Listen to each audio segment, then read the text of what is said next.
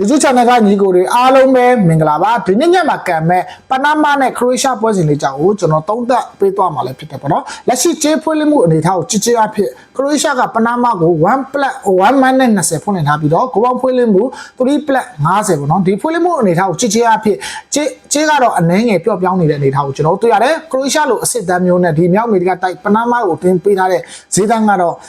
အင်မတန်ပျော့ပြောင်းနေတဲ့အနေအထားကိုကျွန်တော်ဖတ်ပြီးတော့တွေ့ရတယ်ဒါပေမဲ့ခရိုအေးရှားရဲ့နောက်ပိုင်းကာရက်ဖောင်နောက်ဆုံး၄ဘွဲကိုကြည်ကြရပြီလေခရိုအေးရှားကနောက်ဆုံး၄ဘွဲမှာတပွဲတာနိုင်ရရှိထားတဲ့အခြေအနေတွေကြောင့်ဒီခြေတန်းကိုဖွင့်လှစ်ထားတဲ့အနေအထားကိုကျွန်တော်မြင်တွေ့ရတယ်ပေါ့နော်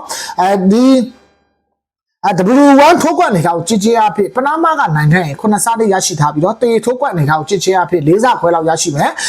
ဒီ W2 ထိုးကွက်ပေါ့နော်ခရိုအေးရှားနိုင်ခဲ့ရင်တော့ 1.5 ပေါ့နော်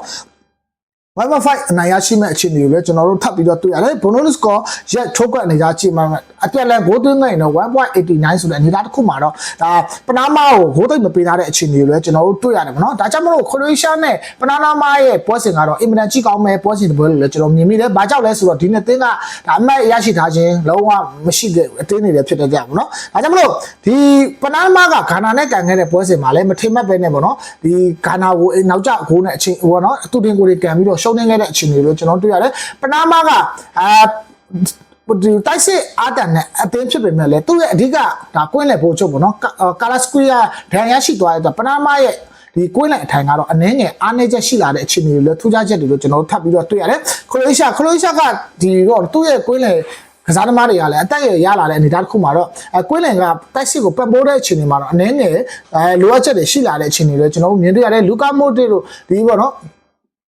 ပါရီစစ်တို့ဒီပေါ့နော်ဒီကစားသမားတွေရဲ့လှုပ်အားကလည်းနောက်ပိုင်းအနှဲငယ်ကျဆင်းလာတဲ့အခြေအနေလို့ကျွန်တော်တို့တဖြည်းဖြည်းတွေ့ရတယ်အင်္ဂလန်နဲ့ကန်ခဲ့ရတဲ့ပွဲစဉ်မှာတော့တိုက်စစ်ပိုင်းအဆုံးသတ်တွေကောင်းခဲ့ပေမဲ့လည်းကွင်းလန်နဲ့နောက်တန်းရိုးရိုးမှုတွေကြောက်ပေါ့နော်အင်္ဂလန်ကို၄ဂိုးခွင့်ပြုထားတဲ့အင်္ဂလန်ဒီခရိုအေးရှားရဲ့ကစားပုံကတော့ကျွန်တော်တို့